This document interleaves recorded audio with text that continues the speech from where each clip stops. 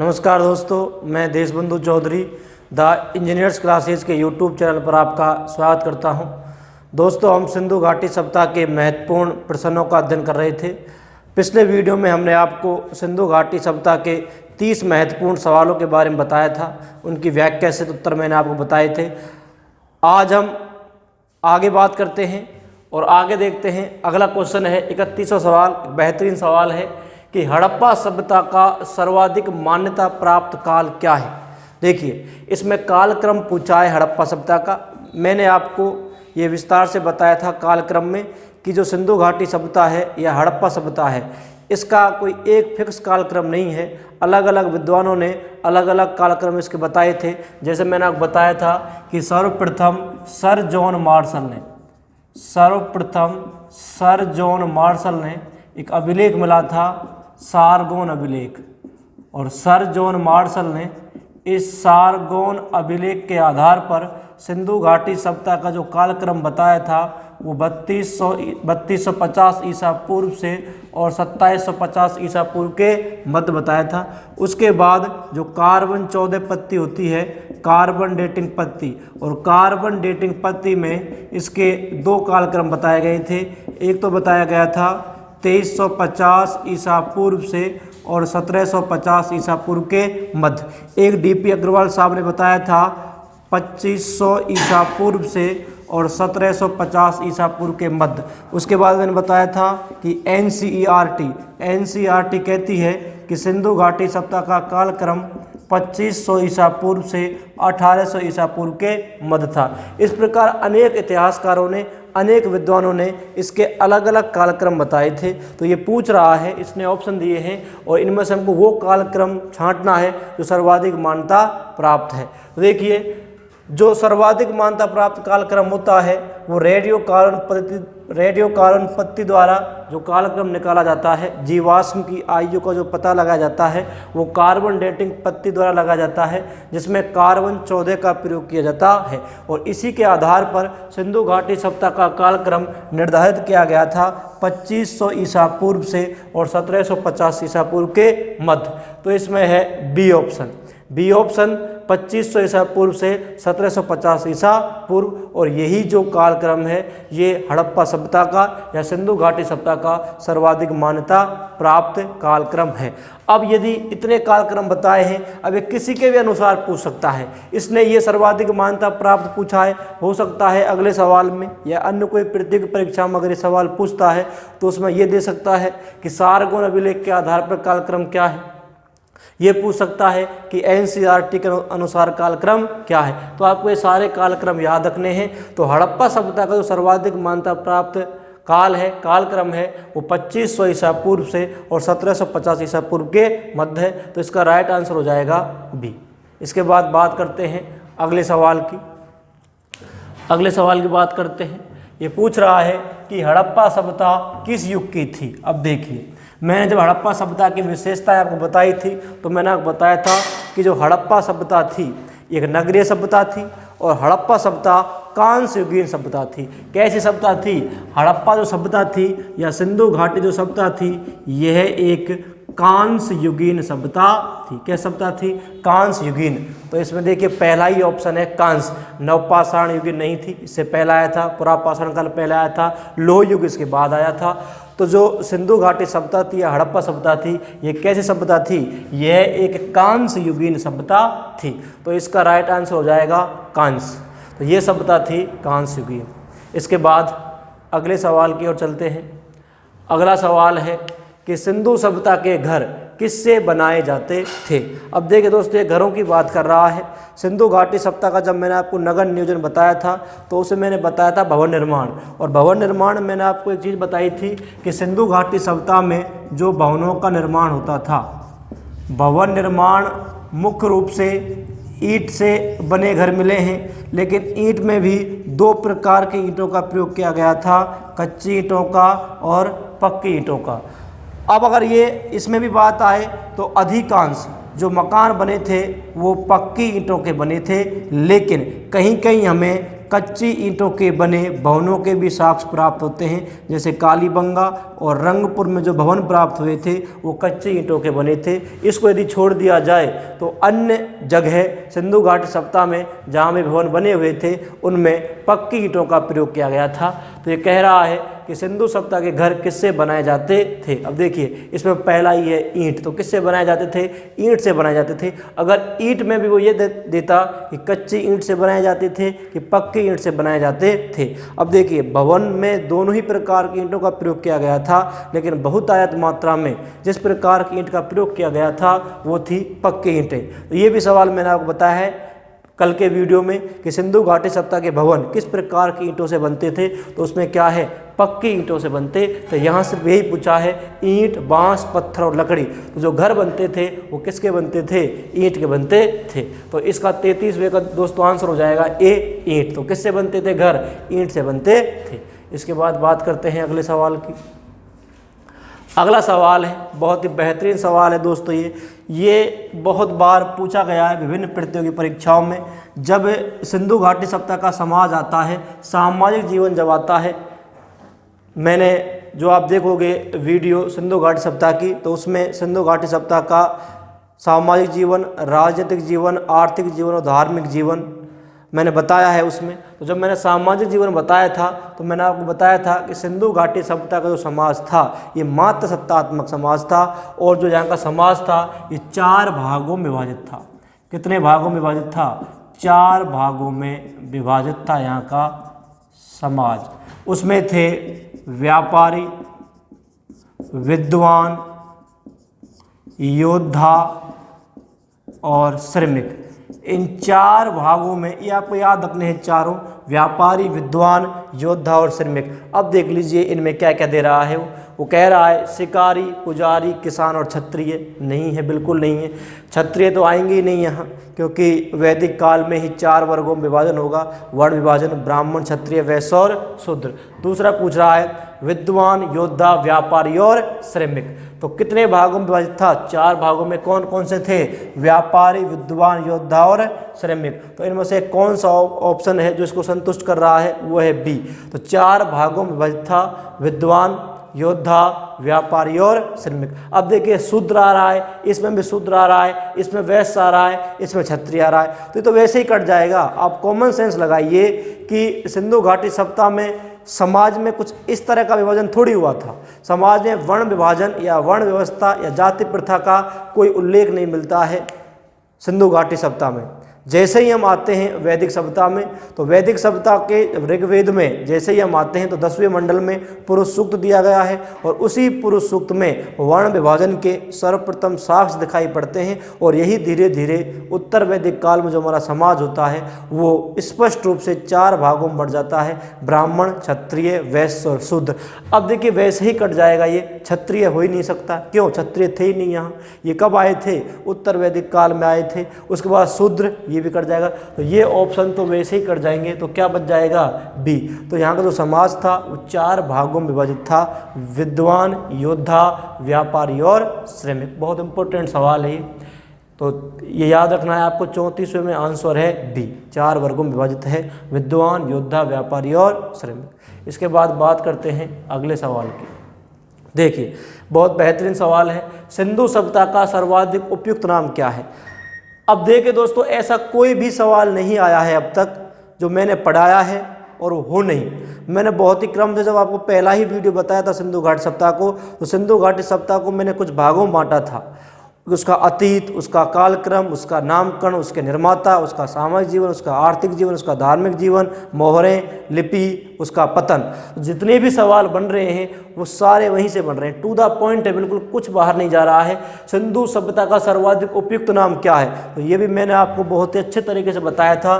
सिंधु घाटी सभ्यता का जब नामकरण बताया था, तो सिंधु घाटी सभ्यता को इसका जब नामकरण होता है तो सिंधु घाटी सभ्यता के 3 नाम दिए जाते हैं।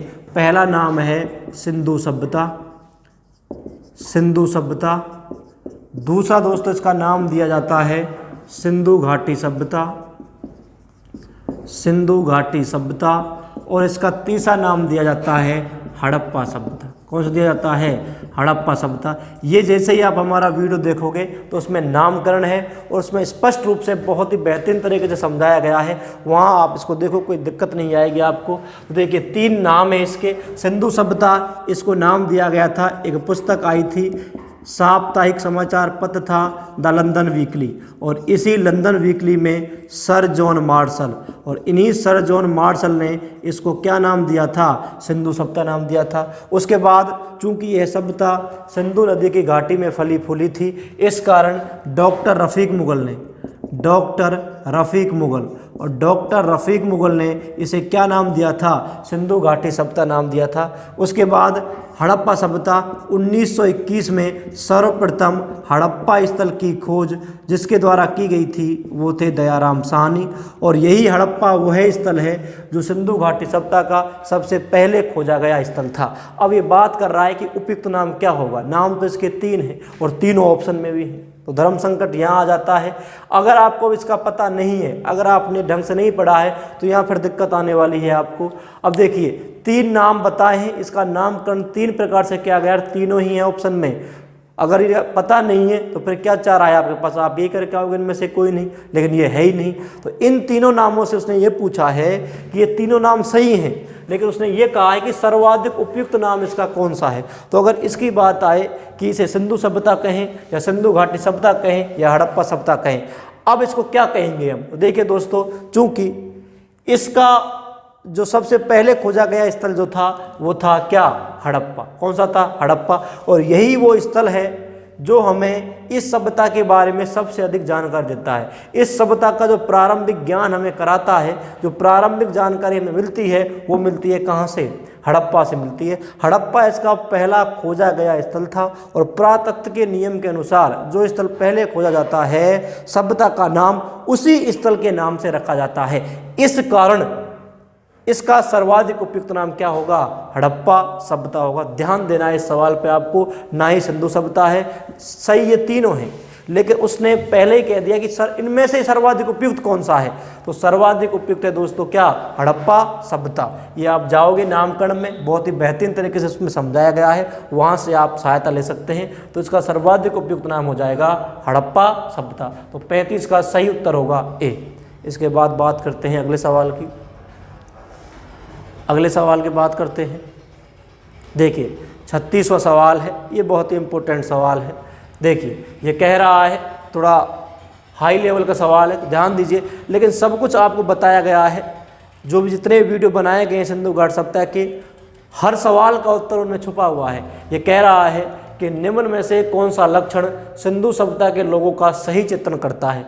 कुल मिलाकर ये सिंधु घाटी सभ्यता के लोगों की जो लाइफ स्टाइल थी, उनकी जो जीवन शैली थी, उसके बारे में है सवाल। वो पूछ रहा है आपसे, ये कह रहा है कि इनमें से कौन कौन से कथन सही हैं, कौन कौन से कथन ऐसे हैं जो सिंधु सभ्यता के लोगों के बारे में हमें सही जानकारी देते हैं। ये कह रहा है कि पहला, सिंधु सभ्यता के लोगों के विशाल महल और मंदिर होते थे। यही इसका उत्तर आ गया, आपको पढ़ना ही नहीं है। अब आप इस चक्कर में कई बार क्या होता है कि सवाल बड़ा आता है, आधे पेज में तो सवाल ही आता है, आप उसे पढ़ते ही नहीं है कि यार ये तो होगा ही नहीं, क्या मतलब इसे पढ़ने से। लेकिन वो सवाल सरल भी होते हैं। ये कह रहा है, अब इसमें कुछ नहीं करना है, आपको सिर्फ दिमाग लगाना है, और यही इसका उत्तर छुपा हुआ है। आगे तो जाना ही नहीं है, इनका चाहे पता हो चाहे ना हो, अगर इसका पता है। अब देखिए क्या है, इनके विशाल महल और मंदिर होते थे। अब देखिए, मैंने आपको जब इनका धार्मिक जीवन बताया था तो उसमें यह बताया था कि सिंधु घाटी सभ्यता से मातृ देवी की मूर्तियां प्राप्त हुई हैं, देवताओं की मूर्तियां प्राप्त हुई हैं। ये लोग बहुदेववादी थे, एक से अधिक देवताओं की पूजा करते थे। लेकिन फिर मैंने स्टार लगाकर ये बताया था, लेकिन यहाँ से हमें मंदिर के साक्ष्य प्राप्त नहीं हुए हैं। यहीं से ही ये सवाल बनता है, और बहुत ही डेप्थ में जाकर पूछा गया ये सवाल है कि ये कह रहा है कि विशाल महल और मंदिर होते थे। मैं आपको पहले ही बता चुका हूँ कि सिंधु घाटी सभ्यता से मूर्तियाँ मिली हैं, ये बात सही है, लेकिन ये बात कतई सही नहीं है कि अगर मूर्ति मिली है तो मंदिर भी मिला होगा। अब ये आपके हिसाब से हो सकता है कि यार मूर्तियाँ हैं तो मंदिर भी होगा, लेकिन उत्खनन में हमें ऐसा कोई भी अवशेष प्राप्त नहीं हुआ है। और जो सिंधु घाटी सभ्यता चल रही है ये पूरी उत्खनन के आधार पर चल रही है, अवशेषों के आधार पर चल रही है। तो ऐसा कोई अवशेष हमें प्राप्त नहीं हुआ जिससे ये अनुमान लगा सके हम कि इनके मंदिर होते थे ये। ठीक है, तो अब यही कट जाएगा। अब ये पूछ रहा है कि कौन सा सही है, तो ये पहला गलत है। अब जिस भी ऑप्शन में एक है वो कट जाएगा। इसमें एक है, ये कट गया क्योंकि एक तो है ही नहीं, सही नहीं है, एक गलत है। इसमें क्या है, इसमें एक नहीं है। इसमें क्या है, दो है, इसमें नहीं, तो ये भी कट गया। अब देखिए ये तो कट गया, तो ये तो हो ही नहीं सकता और ना ये हो सकता। उसके बाद कह रहा है कि ये देवियों और देवताओं दोनों की पूजा करते थे, बिल्कुल करते थे, मैंने आपको बताया है। मात्र देवियों की मूर्तियाँ मिली हैं, पाशुपत शिव की मूर्ति मिली जो देवता थे जिसे आद्य शिव कहा गया है, तो दूसरा क्या हो जाएगा, सही हो जाएगा। फिर कह रहा है वे युद्ध में घोड़ों द्वारा खींचे जाने वाले रथों का प्रयोग करते थे। अब देखिए ये फिर सवाल डेप्थ में गया है। अब मैंने आपको बताया था कि एक स्थल था, उस स्थल का नाम था सुरकोटदा। सुरकोटदा गुजरात में है। और मैंने आपको बताया था कि सुरकोटदा एक ऐसा स्थल था जहाँ से क्या प्राप्त हुई थी, घोड़े की अस्थियाँ प्राप्त हुई थी, घोड़े की हड्डियाँ प्राप्त हुई थी। लेकिन फिर मैंने आपको ये बताया था, नोट लगा कर लिखाया था, लेकिन ये याद रहे कि सिंधु घाटी सभ्यता के लोग घोड़े के बारे में जानकारी नहीं रखते थे। घोड़े की अस्थियाँ तो मिली हैं, लेकिन इन लोगों को घोड़े के बारे में क्या नहीं थी, जानकारी नहीं थी। ये इंपॉर्टेंट सवाल है। अब जब घोड़ा ही नहीं है तो किसको खींचोगे आप, नहीं है घोड़ा, तो तीसरा भी कट गया। पहला भी गलत है और तीसरा भी गलत है, तो कौन सा सही है, दो सही है। तो कौन सा उत्तर हो जाएगा, केवल दो। अब ये सवाल कठिन नहीं है, ये लंबा है, तो इसका मतलब ये नहीं कि सवाल कठिन है आपसे नहीं होगा। इसमें सिर्फ आपको कॉमन सेंस लगाना है, दिमाग लगाना है कि घोड़ा आ गया। अब घोड़ा मिला ही नहीं, घोड़े के बारे में जानकारी थी नहीं उनको, हड्डियां मिली हैं लेकिन घोड़े के बारे में वो नहीं जानते थे, तो घोड़ा कट गया। उधर वो कह रहा है कि मंदिर, मूर्तियां तो मिली है लेकिन मंदिर नहीं मिला, ये भी कट गया। पहला भी गलत हो गया और तीसरा गलत हो गया, ये सही है। तो इसका उत्तर क्या हो जाएगा, केवल दो। तो 36वें का सही उत्तर होगा ए, केवल दो। देवी और देवताओं दोनों की पूजा करते थे लेकिन मंदिर का साक्ष्य भी नहीं मिला है और घोड़े के बारे में जानकारी नहीं रखते थे। तो 36 का राइट आंसर हो जाएगा ए, केवल दो। इसके बाद अगले सवाल की बात करते हैं। देखिए बहुत ही बेहतरीन सवाल है। उन्नत जल प्रबंधन व्यवस्था का साक्ष्य कहाँ से प्राप्त हुआ है। आपको बताया था मैंने एक स्थल धौलावीरा, और धौलावीरा में मैंने आपको बताया था कि यहाँ से कृत्रिम जल संरक्षण और उन्नत जल प्रबंधन व्यवस्था के साक्ष्य प्राप्त हुए। तो इसमें उत्तर क्या हो जाएगा, धौलावीरा। धौलावीरा सिंधु घाटी सभ्यता का ऐसा स्थल था जहाँ से जल संरक्षण की परंपरागत पद्धति का प्रयोग किया गया था, कृत्रिम जल संरक्षण का, और एक उन्नत जल प्रबंधन व्यवस्था के साक्ष्य मिले थे। नालियां इस प्रकार बनाई गई थी जिससे जल का बिल्कुल वेस्टेज नहीं होता था। तो उन्नत जल प्रबंधन व्यवस्था के साक्ष्य में कहाँ से मिले हैं, धौलावीरा से मिले हैं। तो 37 का राइट आंसर हो जाएगा धौलावीरा बी। इसके बाद अगले सवाल की ओर चलते हैं। अगला सवाल है कि सिंधु घाटी सभ्यता गैर आर्य थी, क्यों। बहुत बेहतरीन सवाल है। गैर आर्य थी क्यों थी। देखिए गैर आर्य का मतलब क्या है। गैर आर्य का मतलब ये है कि यहाँ जो लोग थे वो आर्य नहीं थे। जब आर्य नहीं थे तो ये कौन थे, गैर आर्य थे। आर्य कौन थे, इसके बाद जो अगला वीडियो आएगा वैदिक सभ्यता का, उसमें आपको इसके बारे में पूरी जानकारी मिलेगी कि आर्य कौन थे कौन नहीं थे। या मैं संक्षेप में आपको बताता हूँ कि जैसे ही सिंधु घाटी सभ्यता का पतन हुआ था तो एक अनुमान ये लगाया जाता है कि सिंधु घाटी सभ्यता का जो पतन किया था वो आर्य लोगों ने ही किया था, इन्होंने ही आक्रमण किया था और इसी आक्रमण से सिंधु घाटी सभ्यता का पतन हो गया था और वैदिक सभ्यता का विकास हुआ था। मार्टिमर व्हीलर और गॉर्डन चाइल्ड इस मत से सहमत होते हैं कि आर्य ही वो लोग थे जिन्होंने सिंधु घाटी सभ्यता का पतन किया था।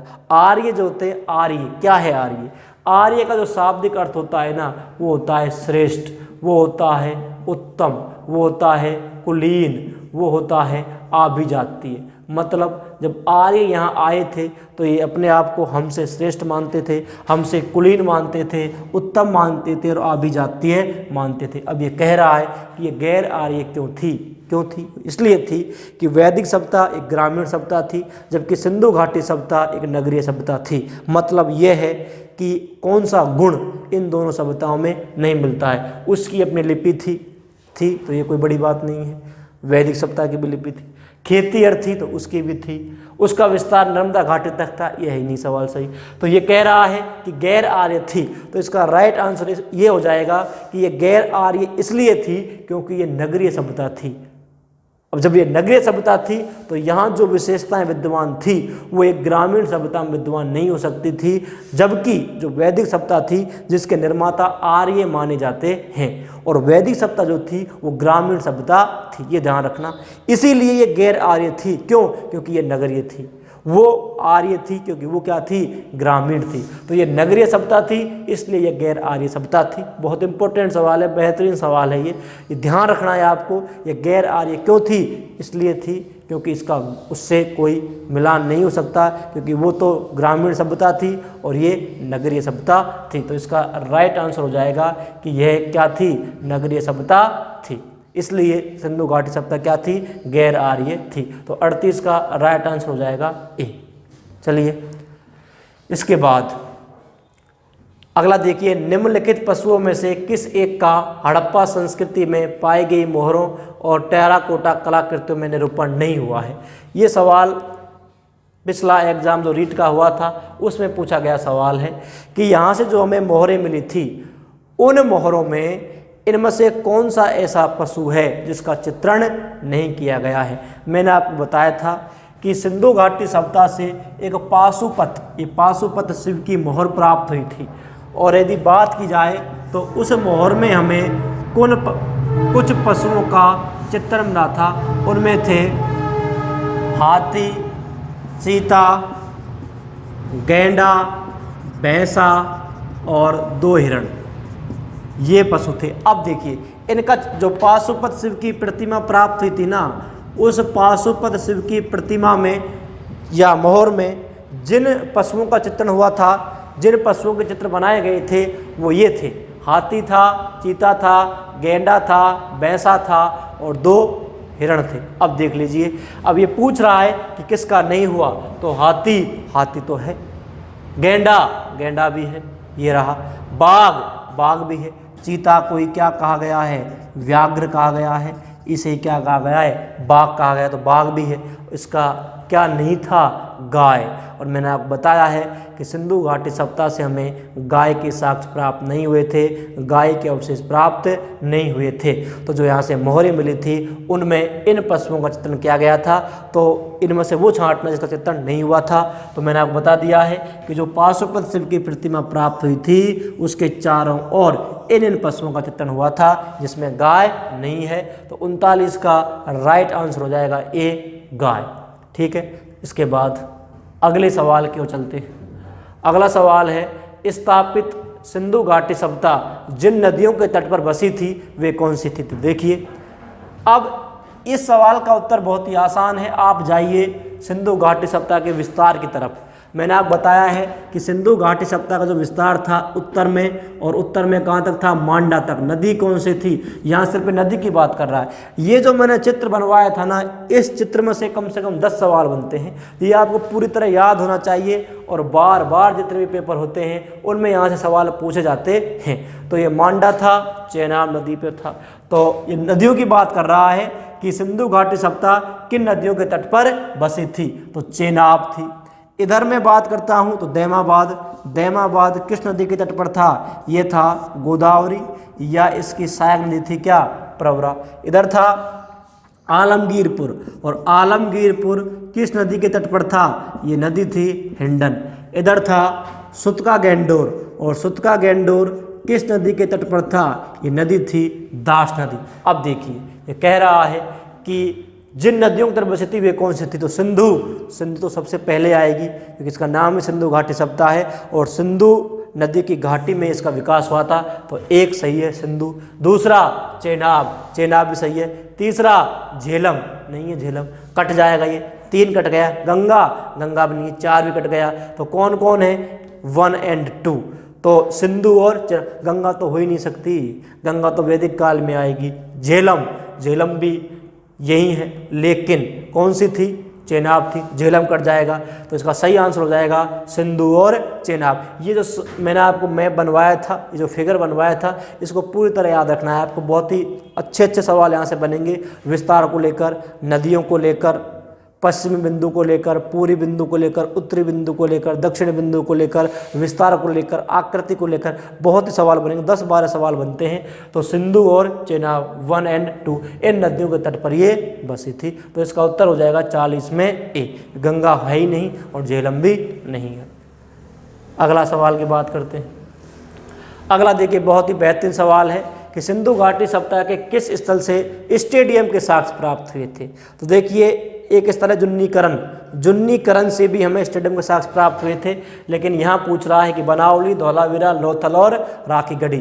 तो ये बहुत ही हिट सवाल है, बहुत जितने प्रतियोगी परीक्षाएं होती हैं उनमें आता रहता है ये सवाल। कई सवाल ऐसे हैं जो बार बार रिपीट होते हैं। तो स्टेडियम के साक्ष्य में मिले थे कहाँ से, धौलावीरा से। अब जब मैंने धौलावीरा बताया है आपको, तो इनको आप इस प्रकार याद किया करो। धौलावीरा को पकड़ लिया आपने, धौलावीरा को जैसे ही आपने पकड़ा तो पहले तो उसकी सामान्य जानकारी याद कीजिए, सारे स्थलों को जैसे मैंने आपको पढ़ाया था उसी तरीके से पढ़ना है। इसका खोजकर था, उत्खननकर्ता कौन था, किस नदी के तट पर था ये, वो याद करना है। उसके बाद यहाँ से क्या क्या मिला था उनको एक साथ याद कर लो। 5-7 सामग्री मिली है, ज़्यादा से ज़्यादा 10 सामग्री मिली हैं, 10 अवशेष मिले, उनको एक साथ याद कीजिए। अब उन्हीं 10 सामग्रियों से 10 सवाल बनते हैं। अब बन ही रहे हैं ना, धौलावीरा से कितने सवाल आ गए, बहुत सवाल बन गए। 3 भागों में कौन सा बटा था, ठीक है। स्टेडियम के साक्ष्य कहाँ से प्राप्त हुए थे, कृत्रिम जल संरक्षण के साक्ष्य कहाँ से प्राप्त हुए थे, उन्नत जल प्रबंधन व्यवस्था के साक्ष्य कहाँ से प्राप्त हुए थे, सबका उत्तर एक ही है, धौलावीरा। तो स्टेडियम के साक्ष्य भी कहाँ से प्राप्त हुए हैं, धौलावीरा से प्राप्त हुए हैं। तो 41 का राइट आंसर हो जाएगा बी, धौलावीरा। ये वो स्थल है जहाँ से स्टेडियम के साक्ष्य प्राप्त हुए थे। इसके बाद अगले सवाल की ओर बढ़ते हैं। अगला सवाल है कि नवीन उत्खनन के आधार पर सिंधु सभ्यता का सबसे बड़ा नगर था। ये करंट का सवाल है, ये आपको याद रखना है और बहुत ही अच्छे तरीके से मैंने आपको समझाया है। ये देखिए इसमें क्या है, ये पूछ क्या रहा है, इसने एक शब्द जोड़ दिया, नवीन उत्खनन। आज भी सिंधु घाटी सभ्यता का उत्खनन चल रहा है और लगभग वर्तमान में 2800 स्थल खोज लिए गए हैं और ये कार्य आज भी प्रगति पर है। हमारे इतिहासकार, हमारे वैज्ञानिक, हमारे विद्वान नई नई चीज़ों को खोजने की ओर उत्सुक हैं, अग्रसर हैं। तो ये कह रहा है नवीन उत्खनन के आधार पर। अगर ये सवाल पहले पूछा जाता 2015 से पहले तो इसका उत्तर मोहनजोदड़ो था, क्योंकि सिंधु घाटी सभ्यता का जो सबसे बड़ा नगर था वो मोहनजोदड़ो था, ठीक है। अब ये बात कर रहा है आज की नवीन उत्खनन। देखिए दोस्तों 2015-16 में, ये मैंने बताया बहुत ही अच्छे तरीके से, 2015-16 में एक उत्खनन हुआ था और इस उत्खनन में एक बात सामने आई थी।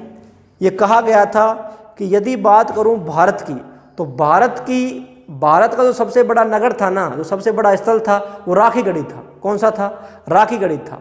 लेकिन ये संपूर्ण सिंधु घाटी सभ्यता का नहीं था।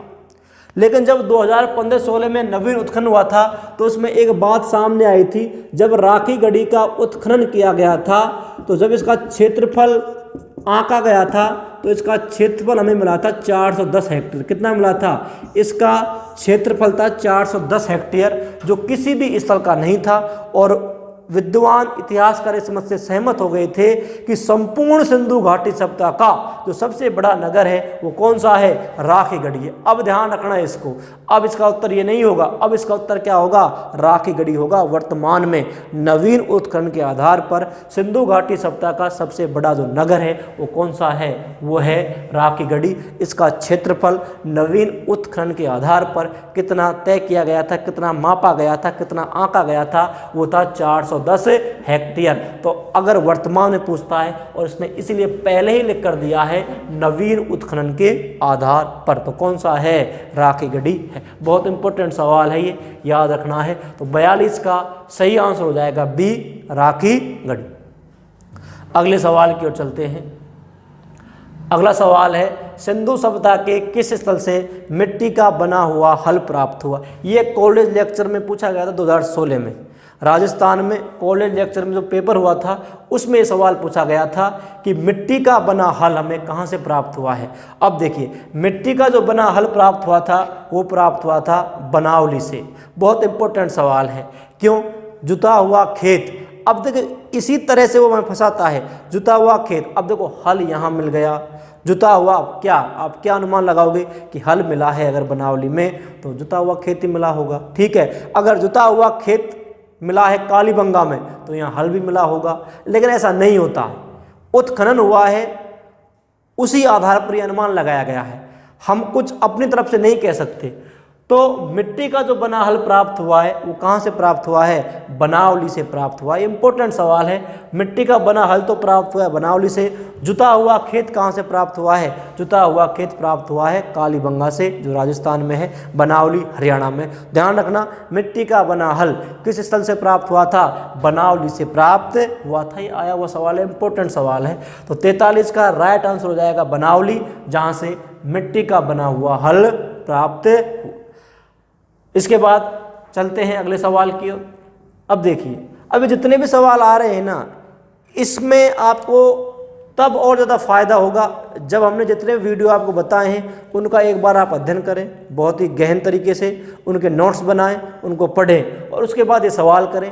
फिर आपको पता चलेगा कि जो आपको पढ़ाया जा रहा है या जो आपके पास नोट्स उपलब्ध हैं उनमें से जो सवाल आ रहे हैं उनके उत्तर आप दे पा रहे हैं या नहीं दे पा रहे हैं, जिससे फिर पता चलता है, एक लेवल का पता चलता है कि जो मैटर हमें दिया जा रहा है वो प्रतियोगी परीक्षाओं के लिए पर्याप्त है या नहीं है। अब जितने भी सवाल हैं, ऐसा कोई भी सवाल नहीं है जो हमारे द्वारा जो आपको सामग्री उपलब्ध करवाई गई थी, जो वीडियो उपलब्ध करवाए गए थे, उनमें नहीं हो, सब में मिलेगा। उसके बाद कह रहा है कि निम्न में से किस पशु से सिंधुवासी परिचित नहीं थे। अब देखिए, अभी मैंने आपको चित्र बनाया था, उसी सवाल बन गया ये। हाथी, हाथी तो मिला है। रोजदी, यहाँ के लोग हाथी पालते थे। वृषभ, ये तो बहुत ही इम्पोर्टेंट था, जितनी मोहरें प्राप्त हुई हैं वहाँ से वृषभ प्राप्त हुआ है। व्याघ्र, व्याघ्र मैंने आपको बताया है, जो पाशुपत शिव की जो प्रतिमा मिली है वहाँ से व्याघ्र मिला है। क्या हो जाएगा? घोड़ा हो जाएगा। क्यों? सुरकोटदा से घोड़े की अस्थियां तो मिली हैं, लेकिन सिंधु घाटी सभ्यता से ऐसा कोई साक्ष्य नहीं मिला, हमें ऐसा कोई अवशेष नहीं मिला जो हमें घोड़े के बारे में जानकारी दे सके। तो इसका सही उत्तर हो जाएगा घोड़ा। और घोड़े के बारे में ये लोग जानकारी नहीं रखते थे। सिंधु घाटी सभ्यता के लोग घोड़े से परिचित नहीं थे। तो 44 का सही आंसर होगा ए, घोड़ा। देखो उसी से कितने सवाल बन रहे हैं, एक बार आप याद कीजिए, फिर कितने भी सवाल आप बना सकते हैं, कोई दिक्कत नहीं आएगी।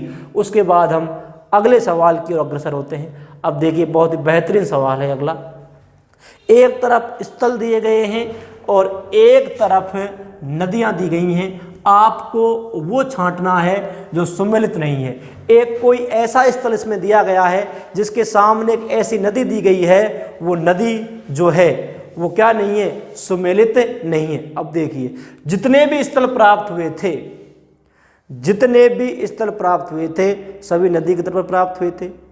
जहाँ भी सभ्यता का विकास होगा, मानव का जहाँ भी विकास होगा वो वहाँ होगा जहाँ मानव को आधारभूत आवश्यकताओं की पूर्ति हो जाती है। यही कारण था कि जितने भी सभ्यताएं इस विश्व में, जितने भी सभ्यताओं का विकास हुआ है वो नदी घाटियों के किनारे ही हुआ है। ये आप कहीं भी देख सकते हो। पूरा इतिहास आप जब पढ़ोगे सभ्यताओं के बारे में तो अधिकांश सभ्यताएं नदी घाटियों के किनारे विकसित हुई थी, जिसका मुख्य कारण ये था कि यहाँ वो सब सामग्री थी जिनकी आवश्यकता एक मनुष्य के लिए होती है, मनुष्य के जीवन यापन के लिए होती है। अब ये कह रहा है कि ये स्थल है और इसमें से वो छांटना है जो सही नहीं है। लोथल, अब लोथल किस नदी के किनारे स्थित था? ये भोगवा नदी के किनारे स्थित था, बिल्कुल सही बात है। उसके बाद कह रहा है रंगपुर, रंगपुर, और रंगपुर था मादर नदी के किनारे। ये कह रहा है खंबात की खाड़ी। ये क्या हो जाएगा? गलत हो जाएगा। आगे चलते हैं। हड़प्पा, हड़प्पा कहाँ था? ये भी रावी नदी के तट पर स्थित था। उसके बाद कह रहा है रोपड़, और रोपड़ भी कहाँ था? सतलज नदी के किनारे स्थित था। तो इसमें जो गलत हो जाएगा वो जाएगा रंगपुर। रंगपुर खंबात की खाड़ी में स्थित ना होकर कहाँ स्थित था? ये मादर नदी के तट पर स्थित था। अब देखिए, यदि नदियाँ आपको याद करनी है तो आप इनको एक ट्रिक से याद कर सकते हैं कि वहीं से सारे जो सवाल हैं नदियों के वो उसी ट्रिक के माध्यम से सही हो सकते हैं। आप इसको याद रख लीजिएगा कि लोभी मौसी का हरा कंघा, लोभी मौसी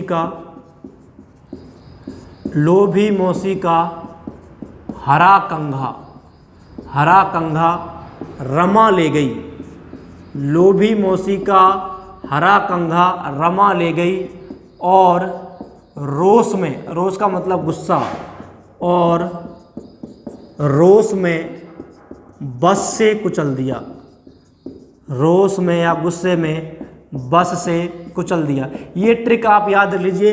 इस ट्रिक में जितने भी नदियों के सवाल हैं सारे समाहित हैं, ऐसा कोई भी सवाल नहीं बचेगा जो नहीं होगा। अब देखो कैसे होगा, ये सवाल भी मैं यहीं से करता हूँ।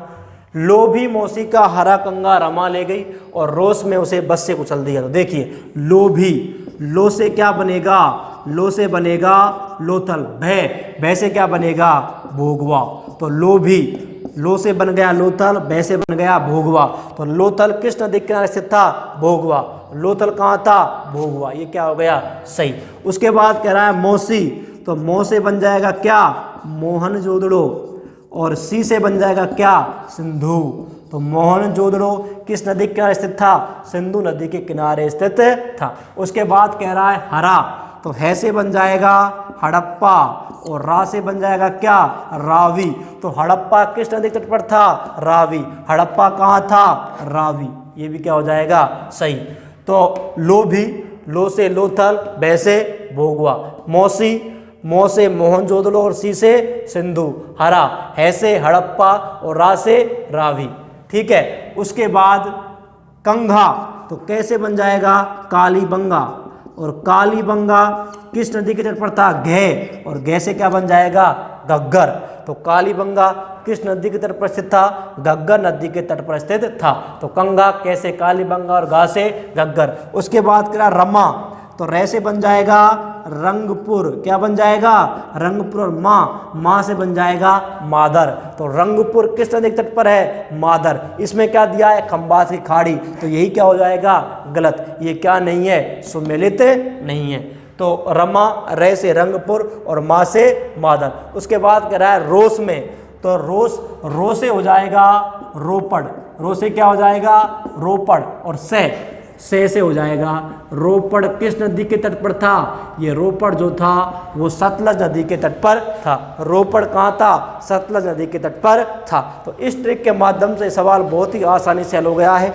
जितने भी सवाल हैं, नदियों का झंझट खत्म हो गया है तुम्हारा। जितने भी सवाल, और ये सवाल आते ही आते हैं, विभिन्न प्रतियोगी परीक्षाओं में यहाँ से पूछता ही पूछता है, और इस प्रकार सवाल बना दिया उसने। एक सवाल में 4 जानकारी दे दी आपके लिए। अब आप कंफ्यूज होंगे कि कौन कहाँ था। अब एक स्थल हो तो उसे याद करें। इस तरह से आप इसका स्क्रीनशॉट ले सकते हैं, इसको लिख सकते हैं आप अपने रजिस्टर में। इसको आप याद कर लीजिए कि लोभी मौसी का हरा कंघा रमा ले गई और रोष में बस से कुचल दिया। तो ये याद रखना। इससे आप जितनी भी नदियां हैं और नदियों के किनारे जो बसे स्थल थे वो याद हो जाएंगे। तो इसका 45 का राइट आंसर हो जाएगा रंगपुर, क्योंकि रंगपुर के सामने जो उत्तर दिया गया है वो गलत है।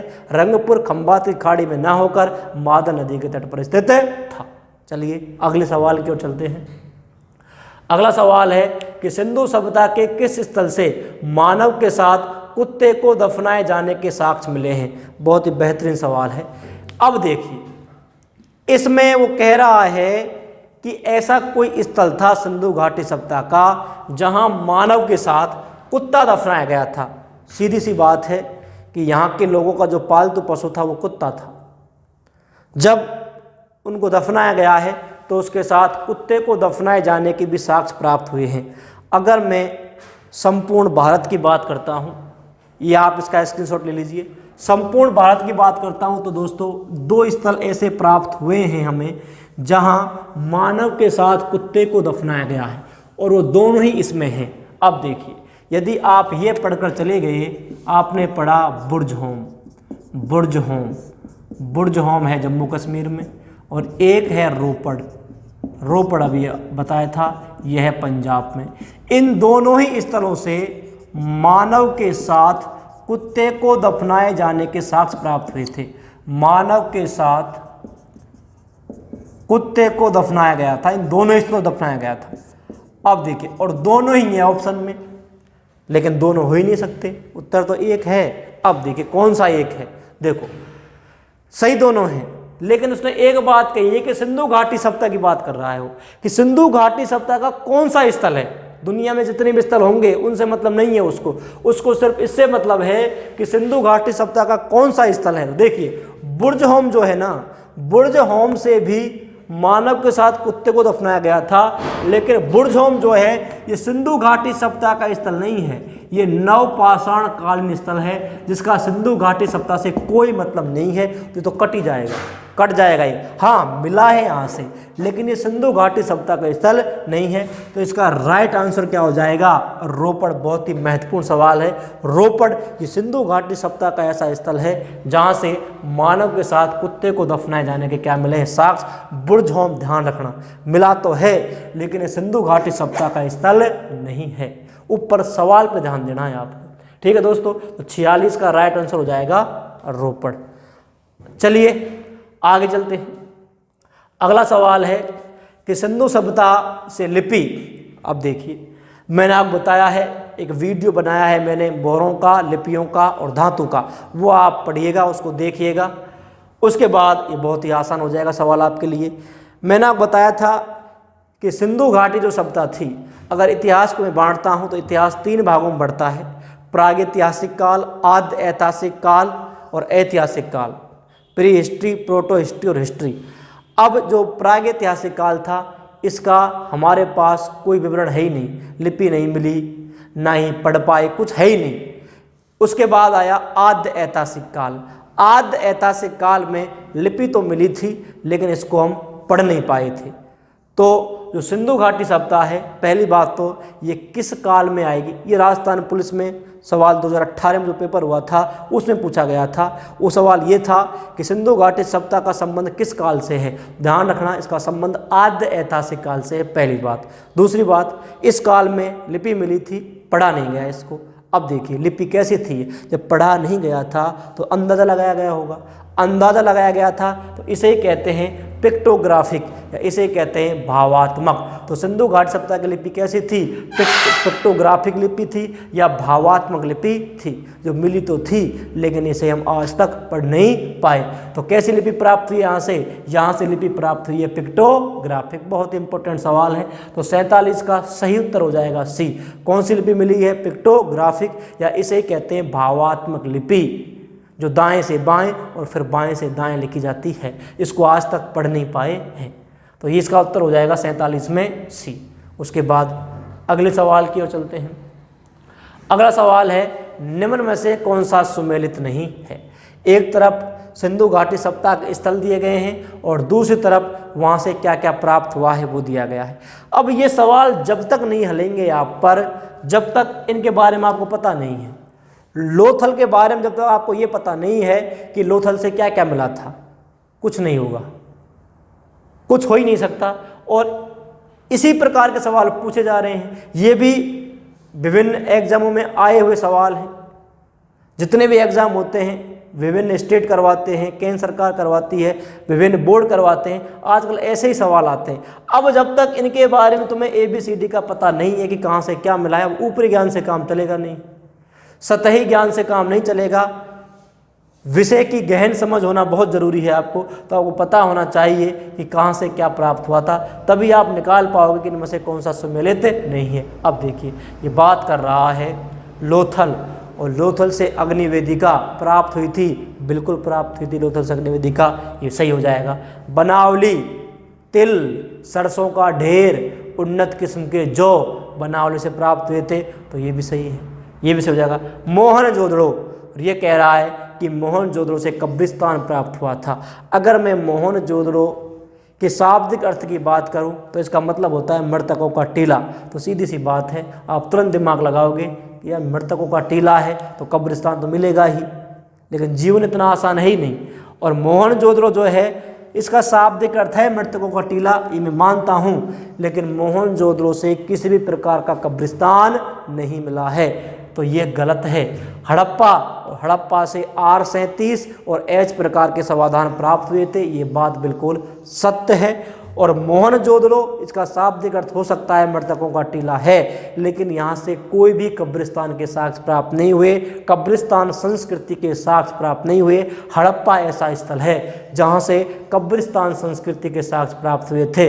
तो गलत कौन सा हो जाएगा? मोहनजोदड़ो। क्यों? क्योंकि मोहनजोदड़ो से कब्रिस्तान के साक्ष्य प्राप्त नहीं हुए। इसीलिए गहन समझ जरूरी है, डेप्थ में जाकर पढ़ना होगा आपको। अब आप तुक्का मारोगे तो कैसे मारोगे? इस पे ही मार के आओगे आप तुक्का। क्यों? क्योंकि क्या मिला है?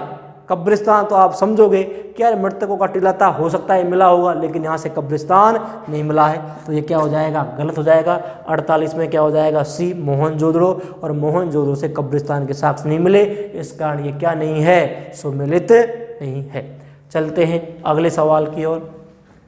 सवाल नंबर 49 ये कह रहा है कि सिंधु घाटी सभ्यता का पतन, देखिए ये टाइपिंग मिस्टेक है, ये कह रहा है कि सिंधु घाटी सभ्यता का जो पतन हुआ था ना, वो आर्यों के आक्रमण से या बाहरी आक्रमण से हुआ था। इस मत का प्रतिपादक कौन है? किसने कही थी ये बात?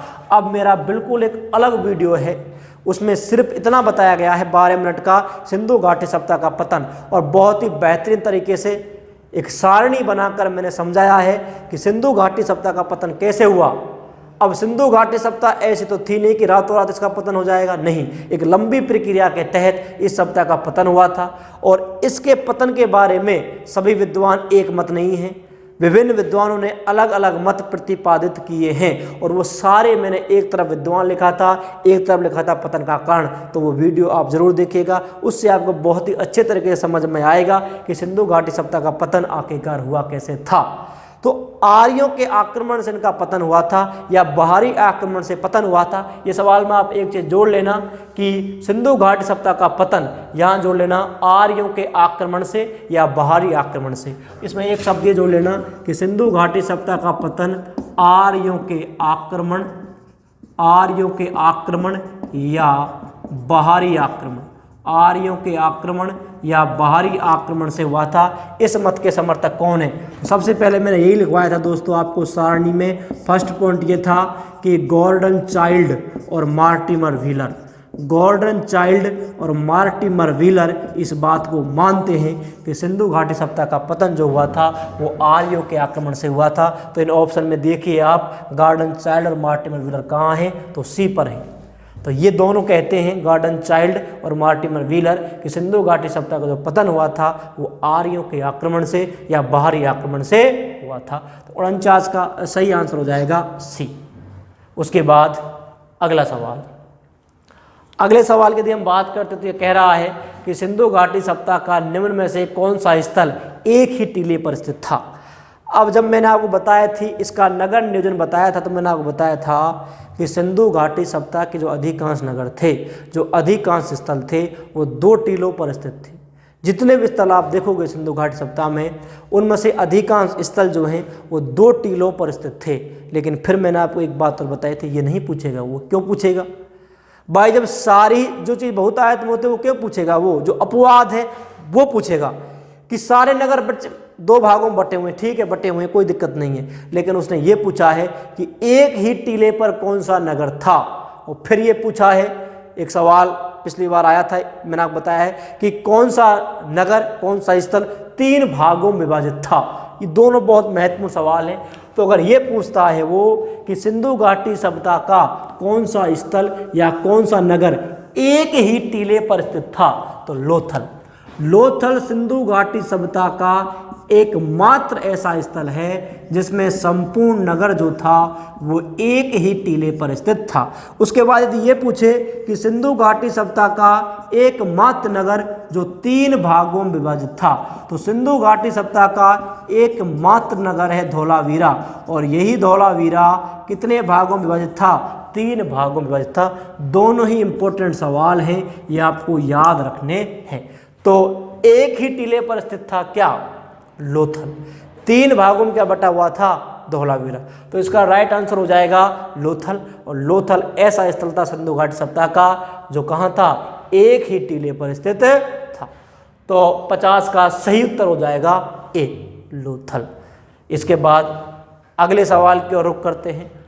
अगला सवाल है कि सिंधु सभ्यता से प्राप्त ईंटों का अनुपात क्या था। देखिए, सिंधु घाटी सभ्यता मैंने बताया था कि यहाँ के भवन कच्ची ईंटों से बने थे और पक्की ईंटों से बने थे, लेकिन यदि अनुपात की बात करता है तो कच्ची ईंटों का भी और पक्की ईंटों का भी एक ही अनुपात आता है, और वो अनुपात था 4:2:1। 4:2:1 यहाँ से प्राप्त ईंटों का अनुपात था। अब देखिए, अगर 1:2:4 आप कई जगह पढ़ोगे ये भी मिलेगा आपको। अब ये दोनों सेम नहीं है, अलग अलग है। देखो, अगर ये पूछता है कि सिंधु सभ्यता से प्राप्त ईंटों का अनुपात क्या था, तो इसका उत्तर होगा 4:2:1। अगर ये पूछे वो हड़प्पा जो स्थल था ना, यहाँ से कुछ ईंटें ऐसी भी प्राप्त हुई थी जिनका अनुपात क्या था, 1:2:4। अगर वो ऊपर लिखकर हड़प्पा का नाम दे कि हड़प्पा से प्राप्त ईंटों का अनुपात क्या था, तो हड़प्पा से प्राप्त ईंटों का अनुपात 1:2:4 हो सकता है। लेकिन यदि वो बात करता है कि सिंधु सभ्यता से प्राप्त ईंटों का अनुपात क्या था, तो सिंधु सभ्यता से प्राप्त ईंटों का जो अनुपात था वो था 4:2:1। कंफ्यूज नहीं होना है आपको। तो 51 का सही उत्तर हो जाएगा बी। सिंधु सभ्यता से प्राप्त ईंटों का अनुपात था 4:2:1। कच्ची ईंटों का पूछे तो भी ये था, पक्की ईंटों का पूछे तो भी यही था। उसके बाद है अगला सवाल।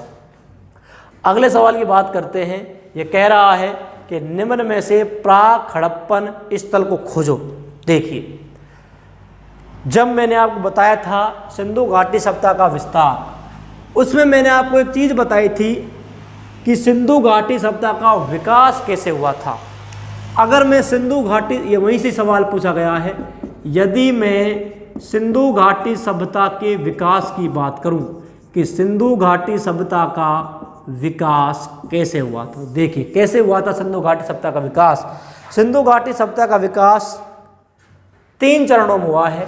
पहली जो अवस्था थी वो अवस्था थी प्राक हड़प्पन, या इसे कहते हैं हम प्रारंभिक अवस्था। कौन सी थी? प्राक हड़प्पन या प्रारंभिक अवस्था। दूसरी थी परिपक्व अवस्था, जिसमें सिंधु घाटी सभ्यता अपने चरम पर थी, सर्वाधिक विकास हुआ था। और तीसरी थी उत्तर अवस्था या परवर्ती अवस्था। इस अवस्था में सिंधु घाटी सभ्यता पतन की और उन्मुख थी। तो इन 3 चरणों में सिंधु घाटी सभ्यता का विकास हुआ है, और मैंने आपको बहुत ही अच्छे तरीके से बताया है, हर चरण को बहुत ही विस्तार से बताया है कि किस चरण में कौन कौन से स्थल प्राप्त हुए थे, किस किस ने उसकी खोज की थी, कौन कौन से स्थल हैं जहाँ से हमें प्राक हड़प्पन सभ्यता की भी साक्ष्य मिलते हैं। प्राक हड़प्पन का मतलब ये है कि किस स्थल से हमें सिंधु घाटी सभ्यता या हड़प्पा सभ्यता से पहले के भी साक्ष्य प्राप्त हुए हैं। प्राक का मतलब होता है पहले या प्रारंभिक। तो इसमें से वो स्थल छांटना है जो प्राक हड़प्पन स्थल है। तो मैंने आपको इसमें बताया होगा दोस्तों कि कालीबंगा, राखीगढ़ी, बनावली, ये जो स्थल थे इनसे हमें किसके भी साक्ष्य मिलते हैं? प्राक हड़प्पन सभ्यता के भी साक्ष्य मिलते हैं, सिंधु घाटी सभ्यता से पहले के भी साक्ष्य मिलते हैं। तो यहाँ क्या आंसर हो जाएगा? राखीगढ़ी, बनावली, कालीबंगा। यहाँ से हमें प्राक हड़प्पन मतलब हड़प्पा से पहले प्रारंभिक हड़प्पन के क्या मिलते हैं? साक्ष्य मिलते हैं, अवशेष मिलते हैं। ये सवाल बहुत इंपॉर्टेंट सवाल है, कई बार पूछा गया है। तो राखीगढ़ी जब आप पढ़ोगे तो उसमें सब कुछ विस्तार से दिया गया है, सारणी बना के मैंने आपको समझाया है कि कौन कौन से स्थल प्राक हड़प्पन हैं, कौन कौन से परिपक्व अवस्था में आते हैं और कौन कौन से उसकी उत्तर अवस्था में या परवर्ती अवस्था में आते हैं। और यहीं से सिंधु घाटी सभ्यता का जो पतन है वो प्रारंभ हो जाता है। तो प्राक हड़प्पन स्थल है राखीगढ़ी। तो 52 का सही आंसर हो जाएगा ए। उसके बाद चलते हैं अगले सवाल की ओर। ये पूछ रहा है कि निम्न में से हड़प्पा सभ्यता की सबसे बड़ी इमारत कौन सी है। इस तरह का एक सवाल कल के वीडियो में जब मैंने कल आपको सवाल बताया तो उसमें भी आया था कि मैंने आपको इसका एक ही है, आपको सिर्फ एक याद रखना है जो मैं बता रहा हूँ, उससे सारे जितने भी सवाल पूछेगा वो याद हो जाएंगे। देखो, ये इमारत की बात कर रहा है, या इसको मैं भवन कह सकता हूँ कि सिंधु घाटी सभ्यता की सबसे बड़ी इमारत या सबसे बड़ा भवन कौन सा था। देखो इसको आप चार हैं और चारों को याद कर लीजिए और ये चारों क्रम से हैं। अब वो कैसा सवाल पूछता है, क्रम से पूछता है, आरोही क्रम पूछता है, अवरोही क्रम पूछता है, ये चार याद रखना आप। पहला है लोथल का गोदीबाड़ा। सिंधु घाटी सभ्यता की सबसे बड़ी इमारत जो थी वो थी लोथल का गोदीबाड़ा, या इसे ही कहते हैं डाक यार्ड, या इसे ही कहा जाता है बंदरगाह। दूसरा है हड़प्पा के अन्नागार। 12 अन्नागार प्राप्त हुए थे, 2 पंक्तियों में, प्रत्येक पंक्ति में 6। उसके बाद है मोहनजोदड़ो का अन्नागार, मोहनजोदड़ो का अन्नागार। उसके बाद है मोहनजोदड़ो का स्नानागार। ये 4 सबसे बड़ी इमारत हैं सिंधु घाटी सभ्यता के क्रम से। अब इसमें देख लीजिए कौन सा है। सबसे बड़ी इमारत है लोथल का गोदीबाड़ा, तो कौन सी है? लोथल का गोदीबाड़ा। उसका उत्तर क्या हो जाएगा? डी। उसके बाद पूछता तो हड़प्पा का अन्नागार, उसके बाद पूछता तो मोहनजोदड़ो का अन्नागार, उसके बाद मोहनजोदड़ो का स्नानागार। बस एक साथ याद कर लो, खत्म। इसके बाद अगले सवाल की बात करते हैं। अगला बेहतरीन सवाल है उन्नत किस्म के जौ, अभी आया था बनावली। बनावली से क्या मिला था? उन्नत किस्म के जौ, तिल, सरसों का ढेर। अब देखो उन्नत किस्म के जौ कहाँ से मिले हैं? बनावली से मिले हैं। अगर ये हटा देता उन्नत किस्म को और ये कहता कि जौ के अवशेष कहाँ से प्राप्त हुए हैं, तो इसका उत्तर बदल जाता। उत्तर कैसे बदल जाता? कि जौ, गेहूं और जौ के अवशेष कहां से मिले थे? हड़प्पा से मिले थे। लेकिन वो क्या कह रहा है कि उन्नत किस्म का जौ, जौ के आगे क्या लग गई है? उन्नत किस्म। तो जैसे ही जौ के आगे उन्नत किस्म लगेगी तो इसका उत्तर बदल जाएगा। उत्तर क्या हो जाएगा? बनावली। तो उन्नत किस्म के जौ तो बनावली से मिले थे, जबकि गेहूं और जौ के साग कहां से मिले थे? हड़प्पा से मिले थे। तो उन्नत किस्म के जौ की बात कर रहा है, तो इसका राइट आंसर हो जाएगा बनावली। ठीक है। उसके बाद अगला सवाल है, ये बहुत ही इंपॉर्टेंट सवाल है, कई बार आया है कि हड़प्पा और मोहनजोदड़ो को जुड़वा राजधानियां किसने कहा था? फैक्ट है, याद रखना है आपको। Stuart Piggott. स्टुअर्ट पिगट ने हड़प्पा और मोहनजोदड़ो को ट्विंस कैपिटल कहा था, जुड़वा राजधानियां कहा था। तो किसने कहा था? स्टुअर्ट पिगट ने। ये याद रखना है आपको, फैक्चुअल जानकारी है। स्टुअर्ट पिगट ने हड़प्पा और मोहनजोदड़ो को जुड़वा राजधानियां कहा था, ट्विंस कैपिटल कहा था। तो इसका उत्तर हो जाएगा 55 में सी, स्टुअर्ट पिगट। चलिए अगला सवाल है निम्न में से असत्य कथन को छांटिए, मतलब गलत कौन सा है। वर्तमान जो ट्रेंड है प्रतियोगी परीक्षाओं का, उसमें यही सवाल पूछे जाते हैं, सूची वाले।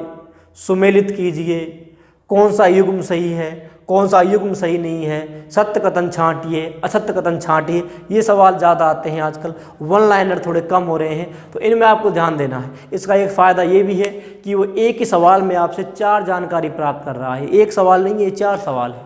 ठीक है। तो असत्य कथन छांटना है। सिंधु घाटी सभ्यता नगरीय सभ्यता थी, ये कैसा कथन है? ये सत्य है। ये तो दुनिया जानती है कि सिंधु घाटी सभ्यता नगरीय सभ्यता थी, तो ये सत्य है, तो ये तो हो ही नहीं सकता। फिर कह रहा है कि सिंधु घाटी सभ्यता के लोगों को माप तोल का ज्ञान था। नाप नहीं है, माप है, तो माप तोल का बिल्कुल ज्ञान था। 16 की गुणक का ये प्रयोग करते थे, तो ये भी सत्य है, असत्य ये भी नहीं है। फिर कह रहा है सिंधु घाटी सभ्यता के लोग घोड़े से परिचित थे। यहाँ आके फंस गया ये, घोड़े से परिचित नहीं थे। घोड़े की हड्डी तो मिली है सरकोटदा से, लेकिन ये घोड़े से परिचित नहीं थे। फिर यदि मैं बात करूँ कि सिंधु घाटी सभ्यता कांस्ययुगीन थी, तो ये तो बिल्कुल थी, इसमें तो कुछ कह ही नहीं सकते हम। तो इसका जो असत्य कथन है वो क्या है? सी, कि यहाँ के लोगों को घोड़े का ज्ञान था, नहीं था। ये बात आप गलत कह रहे हो, ये लोग घोड़े से परिचित नहीं थे। तो 56 का राइट आंसर हो जाएगा क्या? सी। ठीक है, कोई दिक्कत? चलते हैं अगले सवाल की ओर। अगर देखो बहुत, अब ये सवाल है सिंधु सभ्यता के लोगों का मुख्य व्यवसाय क्या था। सवाल सरल है ये, लेकिन ये गलत ज़्यादा होता है। जब भी हम क्लास टेस्ट लेते हैं या प्रतियोगी परीक्षा में सवाल पूछे जाते हैं ना, ये गलत होते हैं।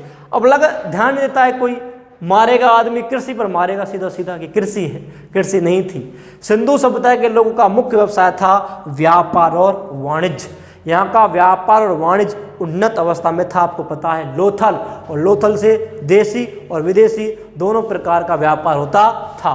तो यहाँ के लोगों का मुख्य व्यवसाय क्या था? यहाँ के लोगों का मुख्य व्यवसाय था व्यापार और वाणिज्य। तो 57 का सही आंसर हो जाएगा सी, व्यापार और वाणिज्य। तो याद रखना है आपको, मुख्य व्यवसाय क्या था? कृषि नहीं थी, ना ही पशुपालन था। क्या था? व्यापार और वाणिज्य था। नेक्स्ट सवाल की ओर चलते हैं। 58वां सवाल, नेक्स्ट सवाल की ओर। सिंधु घाटी सप्ताह में मेलुहा प्रदेश का समीकरण, ये मैंने आपको जब सिंधु घाटी सप्ताह का व्यापार बताया था तो मैंने आपको सारणी बनवाई थी। कोई सवाल नहीं है जो वहाँ से बाहर चला जाए, बन ही नहीं सकता सवाल, क्योंकि पूरा डेप्थ से आपको पढ़ाया गया है। कुछ ऐसा नहीं छोड़ा गया है कि जो आपके रजिस्टर में नहीं है और वहाँ से सवाल पूछ लिया जाए, मिल ही नहीं सकता। तो मेलुहा का समीकरण बैठाया गया था कहाँ से? सिंध प्रदेश से। मैंने आपको बताया था मेलुहा, दिलमुन का बहरीन से, माकन का ओमान से। मतलब मेलुहा प्रदेश को सिंधु घाटी सप्ताह में, ठीक है, आज जो सिंध प्रदेश है इसको मेलुहा कहते थे, बहरीन को दिलमुन कहते थे, ठीक है, ओमान को माकन कहते थे। तो इसका राइट आंसर क्या हो जाएगा? सिंध प्रदेश। सिंध प्रदेश का समीकरण किससे बैठाया गया था? मेलुहा प्रदेश से बैठाया गया था। तो 58 का हो जाएगा डी। इसके बाद अगले सवाल की ओर रुख करते हैं। अगला सवाल है 59। 58 के बाद अगले सवाल की बात करते हैं। अगला सवाल है कि निम्न में से कौन सी सप्ताह सिंधु घाटी सप्ताह के समकालीन थी? ये जो रीट हुआ था 2018 में, उसमें पूछा गया सवाल है ये कि निम्न में से कौन सी सप्ताह सिंधु घाटी सप्ताह के समकालीन थी? कहा जाता है कि यूनान, मिस्र, रोमा सारे मिट गए जहाँ से, कुछ बात है कि हस्ती मिटती नहीं हमारी। ये कह रहा है कि निम्न में से कौन सी सभ्यता सिंधु घाटी सभ्यता के समकालीन थी। देखिए, मिस्र की जो सभ्यता थी, मेसोपोटामिया की जो सभ्यता थी, वो सिंधु घाटी सभ्यता के समकालीन थी। तो 59 का सही आंसर हो जाएगा डी। ये जो सभ्यता थी मिस्र की सभ्यता, वो सिंधु घाटी सभ्यता के क्या थी? समकालीन थी। उसके बाद नेक्स्ट सवाल, निम्न में से किस स्थल से झुक्कर झांगर संस्कृति? कल भी यहाँ सवाल आया था, तो आपको एक स्थल याद करना है, चनूदड़ो वर्तमान में पाकिस्तान में है। यहाँ से हमें झुक्कर झांगर संस्कृति के अवशेष प्राप्त हुए थे। झुक्कर झांगर संस्कृति यहाँ विकसित हुई थी। तो दोस्तों, ये थे सिंधु घाटी सप्ताह के बहुत ही इंपॉर्टेंट, बहुत ही बेहतरीन, विभिन्न प्रतियोगी परीक्षाओं में पूछे जा सकने वाले सवाल थे, जिनका मैंने आपको व्याख्या से उत्तर बताया है। आप सिंधु घाटी सप्ताह के हमारे जितने वीडियो हैं उनको पढ़िए, उनके नोट्स बनाइए। उनको पढ़ने के बाद आप ये सवाल कीजिए, फिर आपका वो जो टॉपिक है पूरा का पूरा वहीं की वहीं कंप्लीट हो जाएगा। कहीं कोई दिक्कत नहीं आएगी, कोई भी सवाल आपका गलत नहीं होगा। आपसे फिर मुलाकात होगी एक नए वीडियो के साथ। धन्यवाद।